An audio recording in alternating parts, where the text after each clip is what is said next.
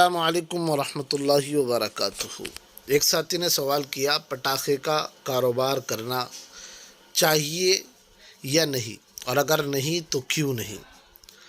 دوستو، اس کا جواب یہ ہے کہ آتش بازی، پٹاخے وغیرہ پھوڑنا ایک لغو کام ہے، اور اس میں مال ضائع کرنا یقیناً فضول خرچی ہے۔ قرآن مجید میں فضول خرچی کرنے والے کو شیطان کا بھائی کہا گیا ہے۔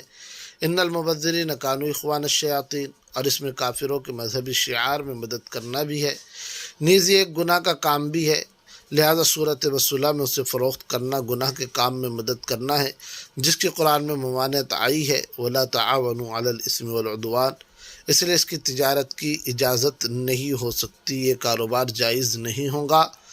اور من تشبہ بقوم فهو منہم کے تحت اس سے بچنا انتہائی ضروری ہے۔ امید ہے آپ کو بات سمجھ میں آ گئی ہوگی۔ چلیے اسی پر اکتفا کرتے ہیں۔ السلام علیکم ورحمۃ اللہ وبرکاتہ۔